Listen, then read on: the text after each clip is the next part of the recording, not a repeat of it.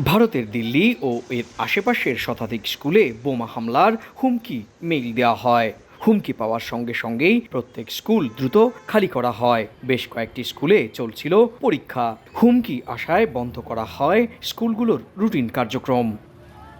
Police পৌঁছে দ্রুত classroom খালি করে দেয়। তল্লাশি চালায় বোম স্কোয়াডের সদস্যরা। তবে কোনো রকম বোমা কিংবা সন্দেহজনক বস্তুর সন্ধান পায়নি তারা। স্কুলে বোমা হামলার হুমকিতে আতঙ্ক ছড়িয়ে পড়ে শিক্ষার্থী এবং অভিভাবকদের মাঝে। হুমকি দেওয়া মেইল ভুয়া বলে জানিয়েছে ভারতের স্বরাষ্ট্র মন্ত্রণালয়।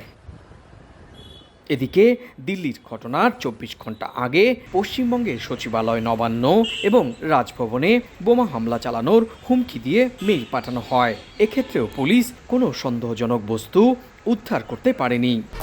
১, ২, ৩ ঢাকায় জমি জিতে নিন ১০০% ক্যাশব্যাক সহ ২০ কোটি টাকার পুরস্কার।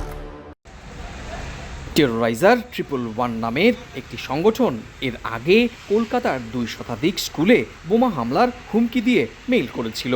অনেকেই মনে করছেন লোকসভা নির্বাচনের এই সময়টাতে নজর অন্যদিকে ঘোরাতে কোনো বিশেষ গোষ্ঠী এ ধরনের ভুয়া ফোন করে কিংবা মেইল করে বিভ্রান্ত করতে চাইছে প্রশাসনকে। সুব্রত আচার্য, সময় সংবাদ, ভারত।